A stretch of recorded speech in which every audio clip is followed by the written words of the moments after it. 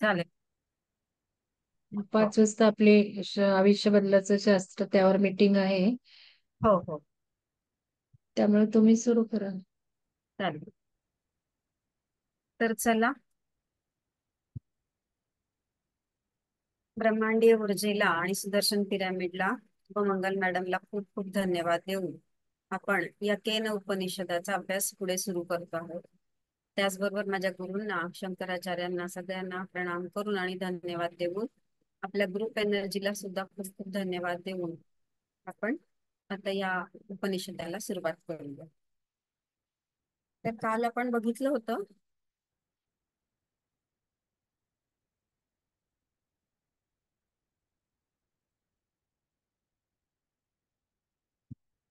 उमा म्हणजे हेमवती, आपण बघितलं तिच्याबद्दल. ती प्रगट होते तिथे ज्ञान रूपाने, जी ज्ञान द्यायला आलेली असते.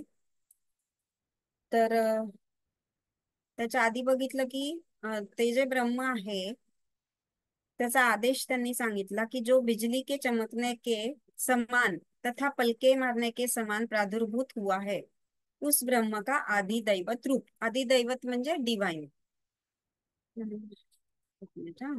हो. तर डिवाइन रूप म्हणजे जे निर्गुण निराकार कसं असतं ते ते कसं क्षणभरासाठी आपल्याला दिसतं, ते प्रगट होत असतं फक्त तेवढ्यासाठीच. एक डोळ्याची जी पापणी आहे ती लवते ना लवते अशा प्रकारे ते प्रकट होत असतं, असं त्याला त्यांनी आदेश रूपाने त्यांनी आपल्याला सांगितलेलं होतं. तर हे आपण काल बघितलं याचं. त्याच्यानंतर त्यांनी सांगितलं आता ब्रह्मविषयक अध्यात्म आदेश. अध्यात्म आदेश म्हणजे जे ब्रह्मतत्व असतं तर ते जेव्हा फॉर्म मध्ये येतं किंवा आपण जे मूर्ती रूपामध्ये त्याला बघतो त्याची उपासना कशी करायची त्याच्याबद्दल थोडं इथे त्यांनी सांगितलेलं आहे. तर त्या उपासनेसाठी काय काय करायचं ते त्यांनी आता या मंत्रामध्ये सांगितलं. अथाध्यात्मम यतेद छतीव च मनोनेन चैदद स्मरत्यभिक्षणम संकल्पः. इसके अनंतर आध्यात्म उपासना का उपदेश कहते हैं. म्हणजे आध्यात्मिक उपासना कशी करायची आणि कशाच्या द्वारे आपण त्या ला प्रगट करू शकतो. तर ते सांगितलं त्यांनी. यह मन जो जाता हुआ सा कहाँ जाता है. यह मन म्हणजे हे जे आपलं मन आहे. आता एका दृष्टीने जर आपण बघितलं, जसं मॅडमही सांगत असताना आपल्याला आता हे सगळ्या वाचनातून हे कळलं आहे की आपणच सगळं आहोत. आपणच जर सगळं आहोत तर मग हे मन पण आपलं तेच आहे, ते ब्रह्मतत्वच आहे. तर त्याच्यावरून हे जे म्हणतात आहे यह जो मन जाता हुआ सा कहा जाता है. जाता हुआ असा म्हणजे तो जो चाललेला मनाचे जे विचार चालले मनामध्ये जे काय चालू आहे, कुठे जातं ते मन इंद्रियांच्या विषयाकडे. हे जे आपले इंद्रियांचे विषय आहे त्याच्याकडे ते मन धाव घेत असतं. तर इथे त्यांना ते असं समजून सांगायचं आहे की वह ब्रह्म आहे. म्हणजे ते मन सुद्धा ब्रह्म आहे आणि ते जे इंद्रिय आहेत ज्याच्याकडे ते धाव घेत आहे. आता हे शेवटचं कन्क्लुजन ते सांगतायत की सर्वत्र तेच ब्रह्म आहे आणि तेच कसं आहे त्या प्रकारे त्याची आपण उपासना कशी करू शकतो हे त्यांनी थोडक्यात इथे सांगितलेलं आहे. कहा जाता है वह ब्रह्म है. इस प्रकार उपासना करनी चाहिए. अशा प्रकारे उपासना करा की ते मन सुद्धा ब्रह्म आहे आणि तुमचे इंद्रिय सुद्धा अशा प्रकारे, क्योंकि इससे ही यह ब्रह्म का स्मरण करता है.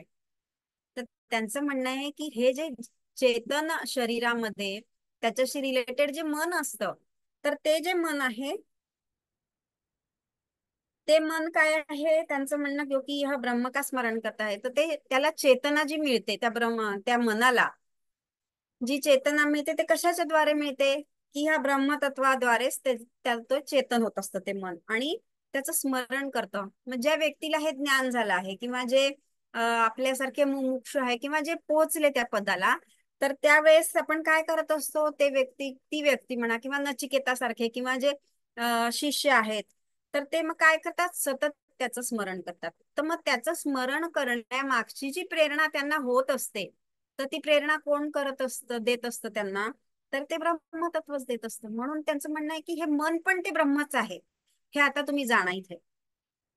और निरंतर संकल्प किया जाता है. तर मनाचा आपल्याला माहितीये की मनाचं कार्य काय असतं की ते सतत विचार करण्याची त्याची प्रक्रिया सुरू असते आणि संकल्प विकल्पात्मक मन असं आपण त्याला म्हणतो साधारण.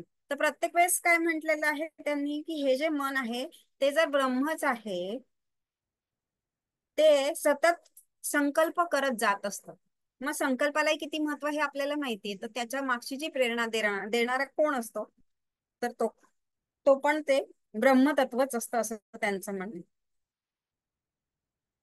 तर त्यांनी ते विश्लेषण केलंय की इसके पश्चात अब अध्यात्म अर्थात प्रत्येगात्मा संबंधी आदेश कहा जाता है. याच्याद्वारे म्हणजे ब्रह्मविषयक अध्यात्म आदेश, इथे जो हा विषय घेतलाय त्यांनी त्याच्याबद्दल ते सांगत आहे की इसके पश्चात अब अध्यात्म अर्थात प्रत्येगात्मा, म्हणजे प्रत्येगात्मा म्हणजे ते ब्रह्मतत्वच, संबंधी आदेश कहा जात आहे त्याच्याबद्दल ते बरोबर फोड करून सांगतात की त्याचा अर्थ आपल्याला कसा घ्यायचा आहे. तर त्यांनी सांगितलं की मनाच्या द्वारे, मन के द्वारा मुझे परब्रह्म का ही स्मरण करना चाहिए, असं त्याच्या मागची प्रेरणा आहे. म्हणून ते मन त्यांनी दिलेलं आहे. आणि ते सांगतात की त्याचा आपल्याला कशा प्रकारे उपयोग करून घ्यायचा आहे त्या मनाचा. मनामध्ये दुसरे जे विचार आहे आपले सांसारिक गोष्टींबद्दलचे, तर ते न करता कोणते विचार आले पाहिजे, कोणते संकल्प की जे आपल्याला मुक्ती मार्गाकडे घेऊन जातील, अशा प्रकारचे जे संकल्प तुमच्या मनात येत असतील आणि त्याच्याद्वारे तुम्ही तेच मनन चिंतन करत असाल, तर ते योग्य प्रकारे म्हणजे तेच ते ब्रह्म आहे असं त्यांचं म्हणणं. आदेश कहा जाता है, आदेश म्हणजे मी म्हंटल की ते तशा प्रकारचं तुम्हाला मार्गदर्शन करता की आता तुम्ही पुढे असं करा, म्हणजे उपासना कशी करायची याच्याबद्दल ते सांगतात. यह जो मन जाता हुआ सा मालूम होता है, इंद्रियांकडे जे धावतंय त्यांचं म्हणणं, सो वह मन मानो ब्रह्म को ही विषय करता है. आता त्यांनी इथे शेवटी काय आणलं, आतापर्यंत आपल्याला काय सांगितलं की शरीर मन बुद्धी हे सगळं काही ब्रह्म नाहीये. पण आता शेवटच्या स्टेपला ते सांगत आहेत की हे सगळं आधी ते सांगतात, म्हणजे त्याच्याद्वारे जो शिष्य असतो तो काय करतो, जर त्याला पहिलेच सांगून दिलं की हे सगळं आहे, तर मग तो त्याच्यातच अडकून राहील ना. त्यामुळे आधी त्यांनी नेती नेती सांगितलं की हे नाही, मन नाही, बुद्धी नाही, शरीर नाही, हे ते ब्रह्म नाहीये. मग वेगवेगळ्या गोष्टी त्यांनी सांगितल्या की हे पण ते ब्रह्म नाहीये. मग कोणतं ब्रह्म आहे, मग शेवटी त्यांनी सांगितलं की ब्रह्म काय आहे हे यक्ष उपाख्यानाच्या द्वारे आपल्याला समजून सांगितलं की ते कसं असतं, प्रत्येक गोष्टीच्या मागे तेच प्रेरित करणारं असतं आणि इच्छा करणारं पण असतं. तर त्यांचं म्हणणं आता आहे की आता ती जी जेव्हा तुमची स्टेज येते शिष्याची म्हणा किंवा मुमुक्षीची किंवा आपल्यासारख्यांची, की आपल्याला समजलंय की ब्रह्मतत्व काय आहे, तर तेव्हा ते आता सांगता आपल्याला कि ये जो ब्रह्म सॉरी, ये जो मन जाता हुआ सा मालूम होता है, सो वह मानो ब्रह्म को ही विषय कर रहा है. म्हणजे जे विषयांकडे धावतं इंद्रियांच्या, जसं डोळ्यांनी आपण बघतो, रूप बघतो, तर ते रूप कशाचं बघायचं आहे आपल्याला, की ज्याला आपण मूर्त स्वरूपामध्ये भजतो, म्हणजे जसं श्रीकृष्णाला म्हणा किंवा विठ्ठलाला, त्याला मूर्ती स्वरूपामध्ये बघायचं आहे. त्याला मूर्ती स्वरूपामध्ये बघायचं आहे आणि त्याच्याद्वारे त्याची उपासना करायची आहे. म्हणजे त्या डोळ्यांनी, त्या इंद्रियांनी, जे जी इंद्रिय आपल्या बाह्य विषयांकडे जात असतात, तर त्याला कसं कुठे न्यायचंय त्यांनी सांगितलं की दुसऱ्या गोष्टींमध्ये न नेता ते जे स्वरूप दिलं आहे, आपण जे निर्गुण निराकार म्हणतो ते परब्रह्म आहे, पण सगुण स्वरूप जे आहे त्याच्याकडे तुम्ही त्या डोळ्यांना बघा असं त्यांनी सांगितलंय. म्हणजे आता इथे ते सगुणाची उपासना करा असं ते सांगतात आणि त्यालाच ब्रह्म माना. और साधक पुरुष इस मन से जो ब्रह्म का बारंबार उपस्मरण याने समीप से स्मरण करता है. उपस्मरण म्हणजे समीप, म्हणजे जवळून स्मरण जे करतात, अगदी अतिशय जवळ राहून जे स्मरण करतात. जसं इंद्राला ते समजलं आणि ते त्याच्या एकदम जवळ गेलं, स्पर्श करण्या इथपर्यंत ते गेले इंद्र. तर त्यांनी म्हटलं की अशा प्रकारे तुम्ही स्मरण करा. म्हणजे जसं की आता आपले संत महापुरुष वगैरे जितकेही होऊन गेले, तर ते आता जसं संत सगळे आपले समजा तुकाराम महाराज हे ते बरोबर त्या विठ्ठलाच्या मूर्तीजवळ तिथे राहून सगळेच, म्हणजे जनाबाई झालं, सगळे आपण बघितलं की 24 तास ते म्हणजे त्यांच्या इंद्रियांचा उपयोग जो त्यांनी केला, ते सतत त्या सगुण ब्रह्मामध्येच ते निर्गुण तत्व आहे हे बघून ते सगळं करत होते, म्हणजे त्याच्या जवळ राहून सतत. तर त्यांचं म्हणणं आहे की समीप से स्मरण करता है, म्हणजे जवळ राहून त्याचं स्मरण करायचं सतत. म्हणजे इंद्रियांचा उपयोग आपल्याला कशासाठी करायचा, तर ह्या ज्या बाह्य गोष्टी ज्या आपल्याला आकर्षित करतात त्या सोडून त्या सगुण ब्रह्मामध्ये जर तुम्ही त्याला लावलं, तर त्याच्यानंतरची जी स्टेप आहे ती तुम्ही प्राप्त करू शकता असं त्यांचं म्हणणं आहे. वह आत्मा का अध्यात्म आदेश है। समीकरण से स्मरण करता है, मन का संकल्प भी ब्रह्म को ही विषय करने वाला है। ज्यांच्या मनाचे संकल्प पण आहेत किंवा मनन चिंतन आहे ते सतत तेच ब्रह्मतत्व असेल, तरच तुम्ही त्या इंद्रियांचा मनाचा त्याचा योग्य उपयोग करताय असं त्यांचं म्हणणं आहे। हे त्यांचा अध्यात्माचा आदेश आहे। उपासना अशा प्रकारे तुम्ही करू शकता असं। मग शेवटी आपल्या संतांनी मग त्याच्यातच सगळं म्हणजे मिळवलं की नाही, आपल्याला सगळ्यांचं माहितीच आहे, प्रत्येक संतांची कहाणी आपल्याला माहित असते। तर त्यांचं म्हणणं तेच आहे की आता तुम्ही हे जे विषय आहे ते योग्य दृष्टीने त्याचा उपयोग करत आहात आणि त्याच्यामध्ये सतत लीन राहू शकतात।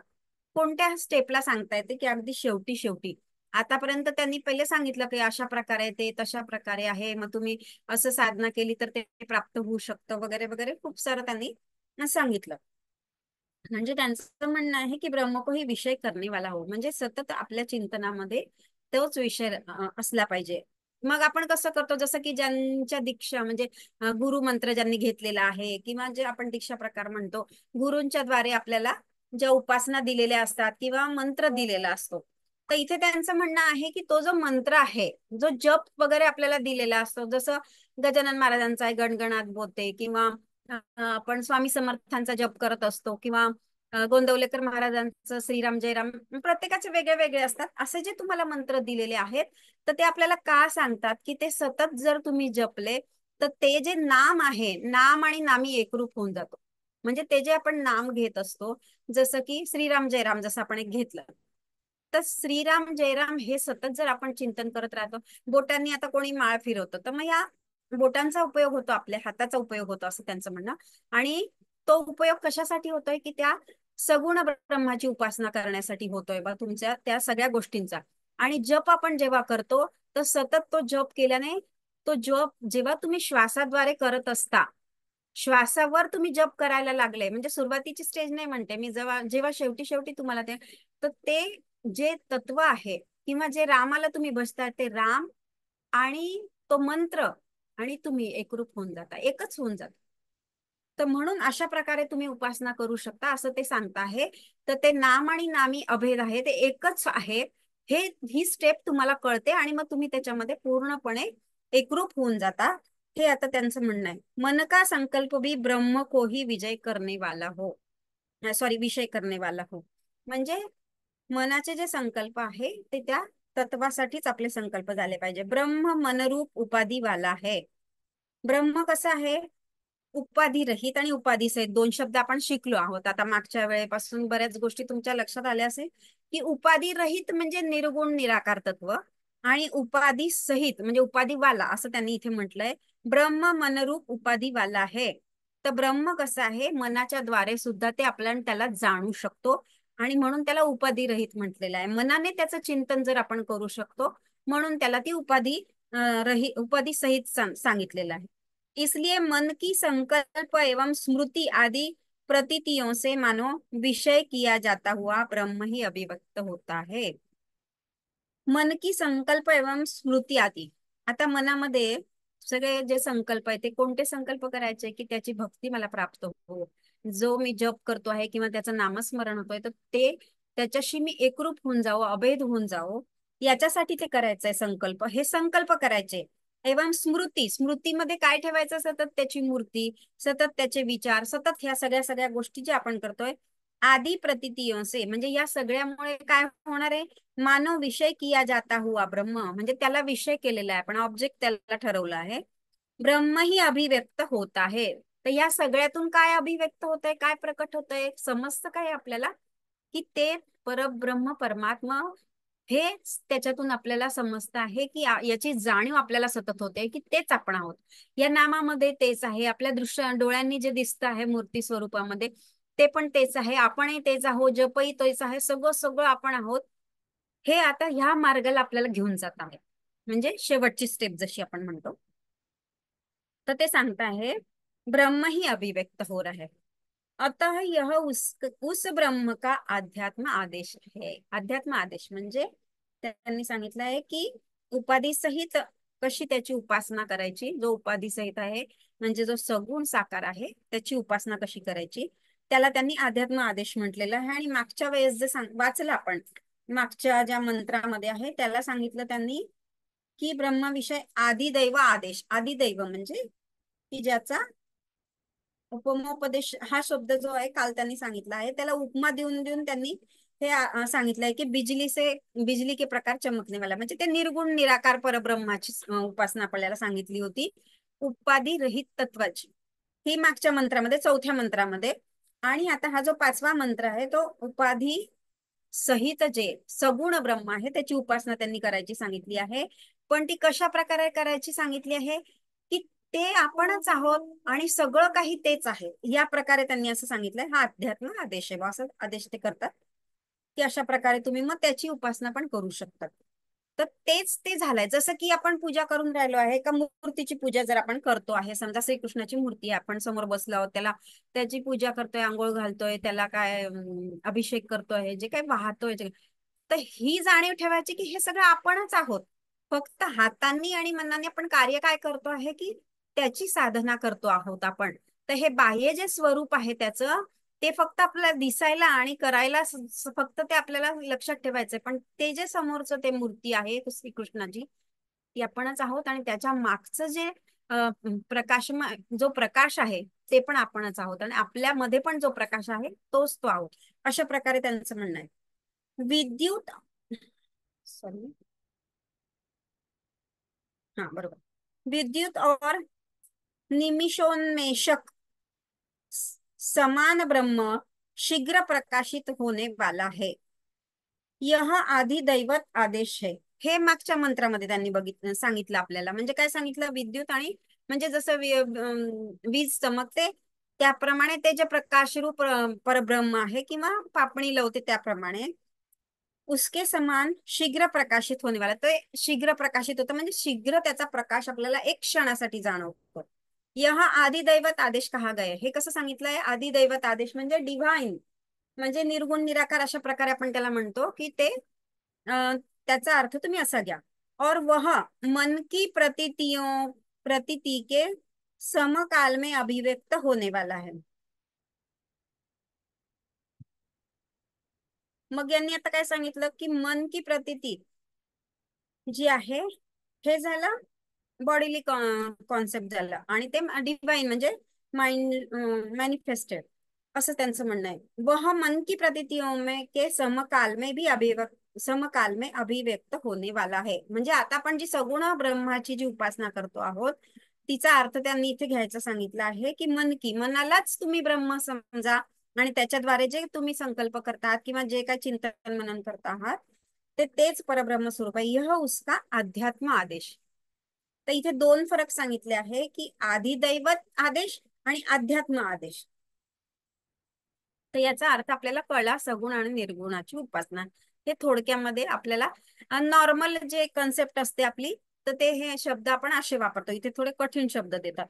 यह उसका अध्यात्म आदेश है. इस प्रकार उपदेश किया हुआ ब्रह्म मंद बुद्धियों की समझ में आ जाता है. हा जो म्हणजे आत्ताचा जो आदेश त्यांनी सांगितला आहे अध्यात्म आदेश, तर मी ते तुम्हाला सांगते की सोपाधिक अशी साधना असते ती, म्हणजे की आपण त्याला सगुण साकार ब्रह्म जे म्हणतो आपण, तेच मूर्तीमध्ये आहे व. तर ही जी साधना आहे ती मंदबुद्धी होती. मंदबुद्धी म्हणजे ऍक्च्युअल मंदबुद्धी जे लोक असतात, मुलं असतात वगैरे, तशा टाईपने नाही घ्यायचं की सुरुवातीचे साधक आहे की त्यांना काहीच माहिती नाही आहे बा. तर त्या लोकांसाठी ही साधना त्यांनी सांगितली आहे आणि ती सोपाधिक ब्रह्माची साधना आहे. म्हणजे त्याला आपण सगुणामध्ये आपण त्याला हे करू शकतो. तर हे त्यांच्यासाठी आहे. ब्रह्म का उपदेश है, इस प्रकार के ब्रह्म का सोपाधिक ब्रह्म का उपदेश है, क्योंकि मंद बुद्धि पुरुषों द्वारा निरुपाधिक ब्रह्म का ही ज्ञान प्राप्त नहीं किया जा सकता. आता कॉन्ट्राडिक्टरी जे आहे स्टेटमेंट असं आहे बरं त्यांचं इथे, हे लक्षात ठेवायचं की सोपाधिक ब्रह्म का उपदेश है क्योंकि मंद बुद्धि पुरुषों द्वारा निरुपाधिक ब्रह्म ही ज्ञान प्राप्त नहीं किया जा सकता. निरुपाधिक ब्रह्म का, निरुपाधिक ब्रह्म म्हणजे निर्गुण निराकाराचं ज्ञान हे त्यांना प्राप्त नाही होऊ शकत. जे सुरुवातीचे साधक असतात त्यांनी इथे त्यांनी मंद बुद्धी त्यांना असं हे केलेलं आहे. ईश्वर को देखने के लिए शार्प इंटेलेक्ट चाहिए, म्हणजे आपल्याला मुमुक्षु आपण झालो पाहिजे, जसं की नचिकेता. तर त्याच्यासाठी त्यांनी हे समजून सांगितलं की मंद बुद्धी नाही व्हायचं, आपल्याला शार्प आपला इंटेलेक्च्युअल नॉलेज पाहिजे आपल्याला या गोष्टींचं. आणि तिथे आपल्याला बरोबर कंपॅरिझन करता आली पाहिजे की सगुण ब्रह्म काय, निर्गुण ब्रह्म काय, सोपाधिक काय आहे, उपाधिरहित उपाधी सहित, हे सगळं याचं नॉलेज आपल्याला शास्त्राद्वारे मिळत असतं. तर याची जाणीव आपण ठेवायची असते की कशाची आपल्याला उपासना करायची आहे. तर मग तुम्ही सगुणाची जरी उपासना करत असाल तरी प्रत्येक गोष्टीत तेच ब्रह्म सामावलेलं आहे, अशा ज्या फिलिंग्सने तुम्ही जर ते केलं, या जाणीवेने जर तुम्ही केलं, तर तुम्ही त्या परब्रह्माला प्राप्त होऊ शकता. जेव्हा कामना रहित उपाधि रहित शुद्ध बुद्धि होती है तभी हम हमें ब्रह्म ज्ञान हो सकता है. तर मग आता जरी तुम्ही सगुणाची उपासना केली, करताय, आता मूर्तीची उपासना आपण करतोय, पण जाणीव आपल्याला प्रत्येक क्षणाला तीच ठेवली पाहिजे की आपली बुद्धी शुद्ध पाहिजे, म्हणजे माइंड म्हणजे सगळं प्युरिटी पाहिजे आपल्यामध्ये. जरी आपण ते करतोय तर त्याच्यामध्ये पण तेच तत्व सामावलेलं आहे. या जाणीवेने जेव्हा तुम्ही कराल तेव्हाच तुम्हाला ब्रह्मज्ञान होईल, असं त्यांचं म्हणणं आहे. वन संज्ञक ब्रह्म की उपासना, असा त्याचा पुढचा जो मंत्र आहे तो घेतलेला आहे त्यांनी. वन संज्ञक ब्रह्म की उपासना. तद्वनम नाम तद्वनमित्युपासितव्यम स य एतदेवं वेदाभिहैनं सर्वाणि भूतानि सवांछन्ति वह यह ब्रह्म ही वन. वन म्हणजे त्यांचं म्हणणं आहे की संभजनीय, म्हणजे ज्याचं भजन आपण करतो असं. आता जे सगुण साकार रूप आहे परब्रह्माचं, जसं मूर्तीमध्ये आपण आहे, तर त्याला आपण आळवतो कशाने? आळवतो भजनांच्या द्वारे किंवा कीर्तनांच्या द्वारे, संकीर्तनाच्या द्वारे, नामस्मरणाच्या द्वारे. तर म्हणून त्यांचं म्हणणं आहे की संभजनीय असा जो आहे, म्हणजे ज्याच्यासाठी आपण भजन करत असतो.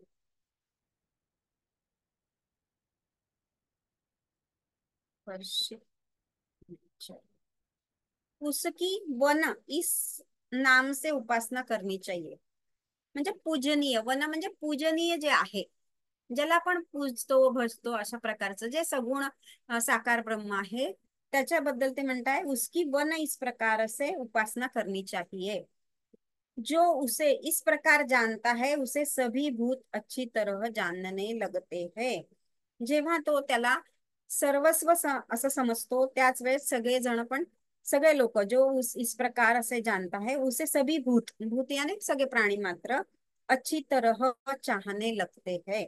चाहने लगते म्हणजे आहे, लगते आहे याचा अर्थ की त्याला प्रेम करतात वगैरे असं टाईपने नाही घ्यायचं आपल्याला. इथे आपल्याला एक गोष्ट लक्षात ठेवायची आहे की ते सगळं एकच आहोत आपण, वननेसची भावना इथे सांगितली त्यांनी. तर ती नंतर आपल्याला ती त्याची जाणीव व्हायला लागते की आपण सगळं, सगळ्या भूतांमध्ये, सगळ्या प्राणी मात्रांमध्ये आपणच आहोत, आणि त्यांना पण मग ते फिलिंग येतं, असं त्यांचं म्हणणं आहे. वह ब्रह्म निश्चय ही तद्वन नाम वाला है. तद्वन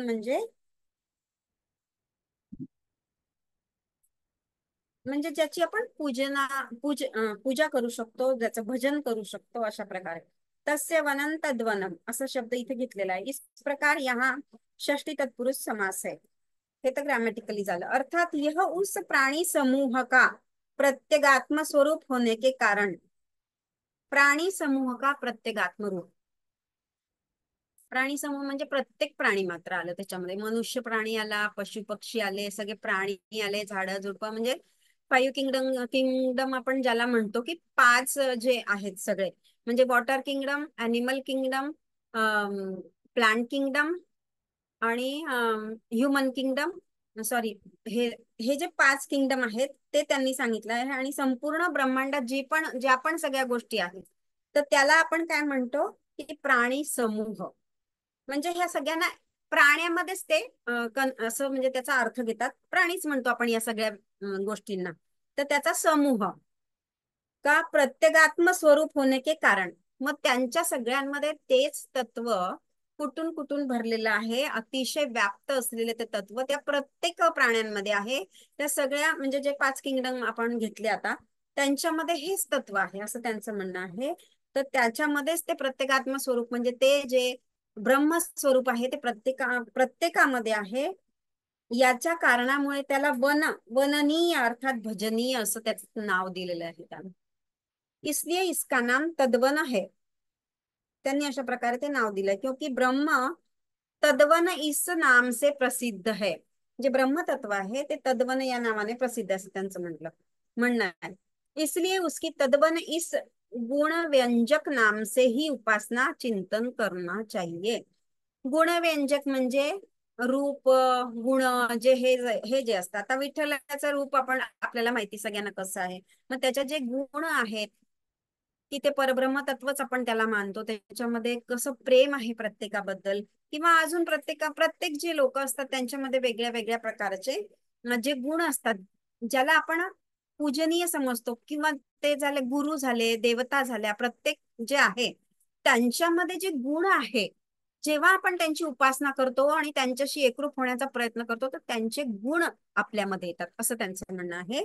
की ते गुण व्यंजक नामसे ही उपासना आणि चिंतन करना चाहिए. त्यांच्या गुणांचं रूपाचं आपण करतो. आता आपल्याला माहिती काही काही भजनांमध्ये, स्तोत्रांमध्ये त्यांच्यामध्ये जे गुण असतात. आता जसं की शंकराचं आहे, समजा शिवाचं आपण करतोय तर आपण त्याला काय म्हणतो की गळ्यामध्ये सर्प आहे. अशा सगळ्या भजनांमध्ये आणि जे स्तोत्र आहेत त्याच्यामध्ये त्यांचं वर्णन आहे, त्याच्या गुणाचं वर्णन आहे. ते कसं शांत स्वरूप आहे, जसं विठ्ठल कसा प्रेमळ स्वरूप आहे. प्रत्येकाचे गुण आपल्याला माहिती आहे. आता हे काही वेगळं एक्सप्लेनेशन त्याच्यासाठी द्यायची गरज नाहीये.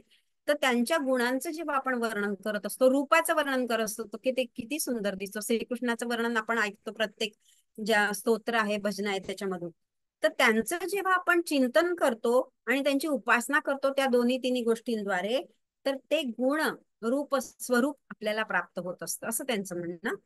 तर हे द्वंद्वामध्ये आपल्याला करता येतं की हा जो परब्रह्म परमात्मा परमेश्वर सगुण रूपात समोर आहे तो वेगळा आणि मी वेगळं. पण जेव्हा आपण सतत या चिंतनामध्ये राहू आणि त्याच्या रूपागुणांचं वर्णन करू, त्याच्याबद्दल जे नामस्मरण करू, ते सगळं आपण सतत करत राहिल्यानंतर आपण आणि तो एकरूप होऊन जाऊ. हा शेवटची स्टेज असं त्यांचं म्हणणं. पण सुरुवातीला हे करायचं असं ते सांगतात. इस नाम से की हुई उपासना का फल बताते हैं. अशा प्रकारे जर तुम्ही उपासना केली तर त्याचं फळ ते सांगतात आहे. जो कोई इस पूर्वोक्त ब्रह्म को उपर्युक्त गुणों से युक्त जानता है. म्हणजे या सगळ्यांनी हे जे परब्रह्म निर्गुण निराकार आहे ते जेव्हा सगुण साकार रूपात त्याच्या गुणांचं आपण वर्णन करतो, त्या प्रकारे त्याला आपण भजतो किंवा त्याच्यावर प्रेम करतो, तर त्यांचं म्हणणं आहे उपयुक्त गुणों से युक्त जानता, अर्थात उपासना करता है असं समजून जेव्हा तुम्ही उपासना करता, उस उपासक से समस्त प्राणी इस प्रकार अपने संपूर्ण अभिष्ट फलों की इच्छा यानी प्रार्थना करने लगते हैं जैसे की ब्रह्म से. तर सगळे प्राणी मात्र मग त्या परब्रह्माची उपासना करायला लागतात असं त्यांचं म्हणणं आहे. आणि असं ते फळ त्या व्यक्तीला मिळतं. किंवा जे पण मुमुक्षु आहे ते जेव्हा त्याच्या रूपगुणांचं वर्णन करून त्याच्याशी जेव्हा ते एकरूप व्हायला लागतं, त्यावेळेस जे फळ मिळतं तर ते फळ काय आहे की त्या व्यक्तीलाही लोक तेच मानायला लागतात असं. इस प्रकार का उपदेश पाकर शिष्याने आचार्यशी कहा. तर आता पुढच्या मंत्रात शिष्य आचार्यांना म्हणतात की उपनिषदम भो गृहीत्युक्ता त उपनिषदत ब्राह्मी वावतत उपनिषदत बभ्रुमेती. शिष्य के यह कहने पर, जेव्हा शिष्य म्हणतो की हे गुरु उपनिषद कहिए. गुरु ने कहा हमने तुझे उपनिषद कह दी है. आता त्या गुरु ते जे म्हणतात की आता पुढे सांगा उपनिषद काय, तर परत ते गुरु म्हणतात की आता मी आतापर्यंत तुला तेच सांगितलंय. अब हम तेरे प्रति ब्राह्मण जाती संबंधी उपनिषद कहेंगे. म्हणजे तुझ्याबद्दल ब्राह्मण जाती म्हणजे ब्रह्म जानने वाला, ब्राह्मण म्हणजे जाती संबंधी नाही आहे त्यांचं म्हणणं. असं असतं की ब्रह्म जानने वाला जो आहे त्या ते कसं जाणायचं ते उपनिषद मी आता तुम्हाला सांगतो. तर आतापर्यंत इतकं कन्सेप्ट तर तुम्हाला समजली असेल की पहिले सगुण परब्रह्म काय आहे, निर्गुणाची आपण आधी पाहिलं उपासना कशी असते, आणि ते कसं प्रकट होतं एक क्षण मात्रासाठी प्रकाश रूपात ते. मग त्याला आधिभौतिक कसं म्हणतात, सॉरी हा आधिदैविक. आणि मग आध्यात्मिक म्हणजे कसं की आपण सगुण साकाराची उपासना करतो, तर तो जो आदेश आपल्याला मिळतो त्याच्याद्वारे जे फळ मिळतं ते त्यांनी इथे सांगितलं की तुम्ही तेच तुम्ही होऊन जातात असं. आणि मग आता तो हा जो शिष्य आहे तो विचारतो की उपनिषद काही आहे, तर गुरु म्हणतात आतापर्यंत मी उपनिषद सांगितलं, आता आम्ही ब्राह्मण जाती संबंधी उपनिषद तुला सांगतो आहोत। हे भगवान, जो चिंतनीय उपनिषद यानी रहस्य है वह मुझे कहिए, असं शिष्य म्हणतो। शिष्य के ऐसा कहने पर आचार्य ने कहा, तुझसे उपनिषद तो मैंने कह दी है। म्हणजे आम्ही सांगितलंय बा तुला उपनिषद काय, वह उपनिषद क्या है। सो बतलाते हैं कि हमने तेरे प्रति ब्राह्मी ब्रह्म यानी परमात्मा संबंधी उपनिषद ही कही है। आतापर्यंत त्या ब्रह्मतत्वासंबंधी जे उपनिषद होतं तेच तुला सांगितलेलं आहे, असं त्यांचं म्हणणं आहे। क्योंकि पूर्व कथित विज्ञान परमात्मा संबंधी ही था। आतापर्यंतच जे वर्णन होतं ते परमात्मा संबंधीच होतं। वाव निश्चय ही ते उपनिषदम ब्रुवम, हे मंत्रातला शब्द त्यांनी घेतलाय। इस वाक्य के द्वारा पहले कही हुई उपनिषदों को ही लक्ष्य करके मैंने तुमसे परमात्मा संबंधिनी उपनिषद ही कही है। इस प्रकार म्हणजे उपनिषद के जिज्ञासु शिष्य से आचार्य पूर्व में ही उपनिषद का कथन कर यह स्पष्ट करते हैं कि उत्तर ग्रंथ में उपनिषद का वर्णन नहीं है। आता त्यांचं म्हणणं आहे की आतापर्यंत जे सांगितलं तेच उपनिषद होतं, आता पुढे हे उपनिषद काहीच सांगायची गरज नाही आहे बा, असं त्यांनी उपनिषदाचा ते उपनिषद ब्रुवम इस प्रकार वाक्य से पहले कही हुई उपनिषद को ही लक्ष्य करके मैंने तुमसे परमात्मा संबंधी उपनिषद ही कही है, इस प्रकार त्याचा त्यांनी अर्थ सांगितला। अगले ग्रंथ का विषय स्पष्ट करने के लिए निश्चय करते हैं, तर पुढचं ते काय विषय घेतात ते सांगतात। यहाँ परमात्मा विषयिणी उपनिषद को सुन चुकने वाले शिष्य का उपनिषद कही है, इस प्रकार का प्रश्न करने में क्या अभिप्राय है। मग ते हा जे शिष्याने प्रश्न केला की उपनिषद कही, याचा अर्थ त्यांनी सांगितलं की याचा अर्थ काय होतो बया, असं त्याचं म्हणणं आहे। यदि उसने सुनी हुई बातों के विषय में ही पुनः प्रश्न किया है तो उसका पुनः कहना पिष्ट पेषण पिसे हुए पसीने के समान निरर्थक है। म्हणजे एवढं सगळं मी तुला समजून सांगितलं असं त्यांचं म्हणणं आहे, आणि तरी तू म्हणतो की उपनिषद सांगा म्हणून। तर मग त्यांचं म्हणणं आहे की हा जर तू पुन्हा प्रश्न म्हणजे उद्भवतो आहे तर याचा अर्थ की तू काय म्हणतोय की पिष्ट पेषण म्हणजे पिसे हुए पसीने के समान निरर्थक ही है, असा प्रश्न आहे बा तुझा। निरर्थक आहे, आतापर्यंत एवढं ज्ञान झालं तरी तुला का नाही समजलं। और यदि पहले कही हुई उपनिषद असंपूर्ण होती तो इस लोक से प्रयाण करने के अनंतर वे अमर हो जाते। मग हे जर उपनिषद अपूर्ण आहे असं जर कोणी म्हटलं असतं तर मग या लोकांनी प्रयाण करने के अनंतर वे अमर हो जाते हैं, इस प्रकार फल बतलाते हुए उसका उपसंहार करना उचित न होता। मग त्यांनी म्हटलंय की असा त्याचा फळाचा अर्थ सांगून आपण ते उपसंहार त्याचा करायचा असं नाही सांगितलंय त्यांनी, की असं फळ नाही आहे बा त्याचं। अतः पूर्वोक्त उपनिषद के अवशिष्ट कहने से बचे हुए अंश के संबंध में प्रश्न करना भी अयुक्त ही है, क्योंकि उसमें कोई बात कहने से छोड़ी नहीं गई। तो फिर प्रश्नकर्ता का क्या अभिप्राय हो सकता है। तर मग तरी पण हा प्रश्न विचारतोय, याचा अर्थ आता आपण आतापर्यंत काय बघितलं की शंकराचार्यच जे आहेत ते प्रश्न पण उद्भवता, उत्तरही तेच देता, सगळं तेच। तर मग हा परत प्रश्न विचारला, याचा अर्थ याच्या मागे थोडं पाहिजे फार काहीतरी कारण असेल। तर आता आपण आपली वेळ झाली, मॅडम बंद करायचं ना।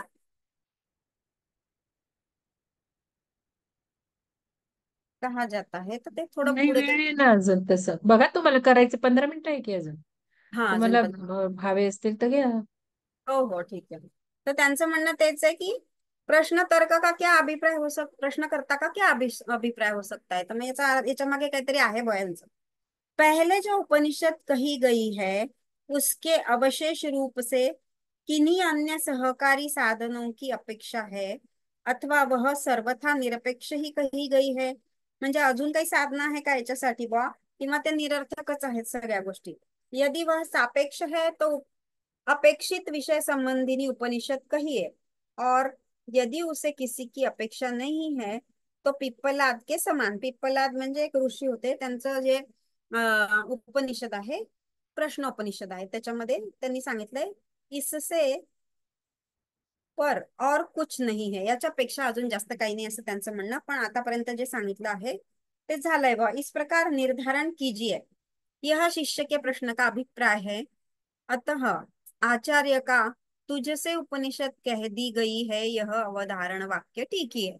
मग ते पुन्हा ते प्रश्नांचीच उहापोह एकमेकांना करत राहतात की मग मी तुला हे बरोबर सांगितलंय पण तरी तू प्रश्न विचारतोय तर त्याच्या मागे काय आहे वगैरे वगैरे ते आहे.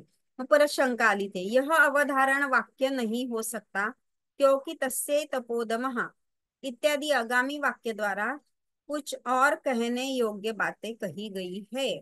तर पुढे अजून त्यांचे दोन मंत्र असल्यामुळे ते म्हणतात की अजून थोडं काही सांगायचं बाकी आहे म्हणून ही शंका ते उपस्थित करतात. तर मग समाधान सांगतात ते की ठीक है, आचार्य ने एक दूसरे कथनीय विषय को तो कहा है. म्हणजे जे सांगायची गरज होती ते तर सगळं सांगितलंय, तथापि उसे पूर्वोक्त उपनिषद के अवशेष रूप अथवा अन्य सहकारी साधन रूप से नहीं कहा.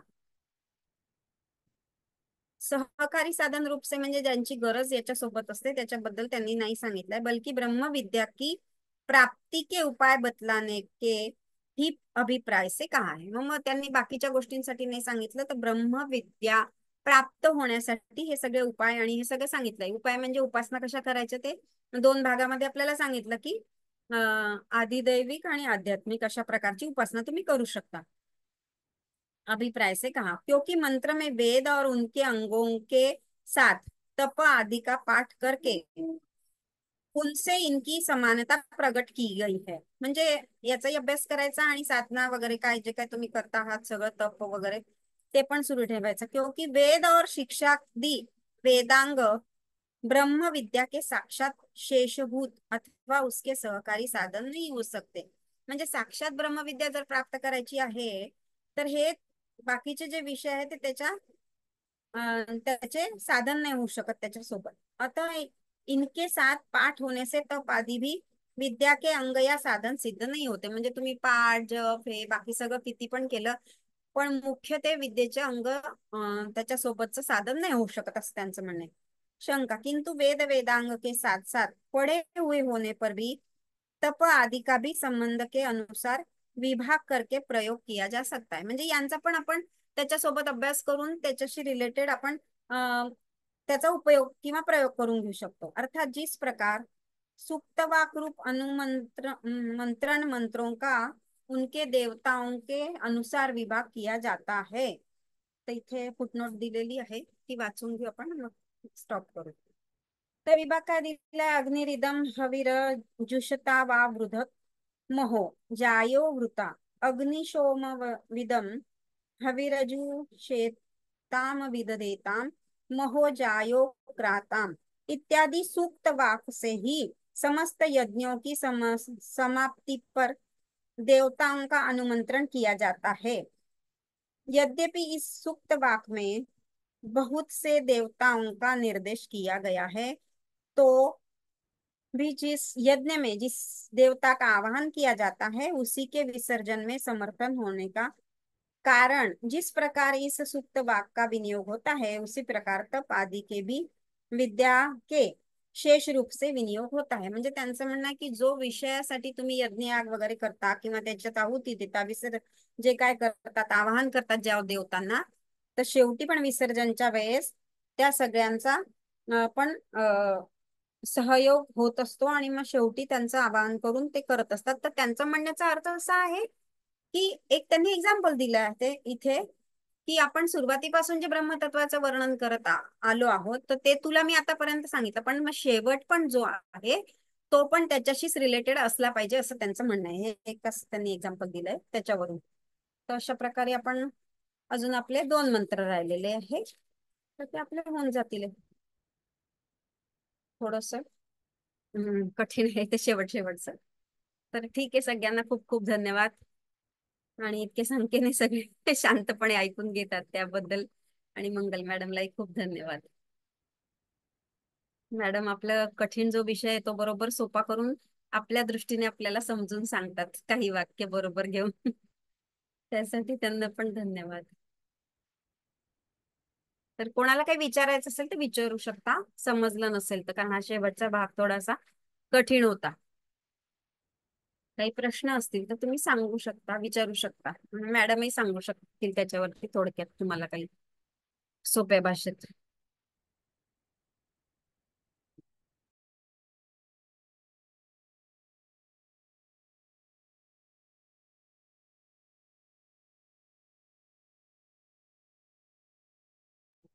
तर ज्यांना मीटिंग अटेंड करायची आहे ते थांबू शकतात. काल सांगितलंच होतं मॅडमने, आता मीटिंग आहे आपली 5 वाजता. तर सगळ्यांनीच थांबायचं आहे.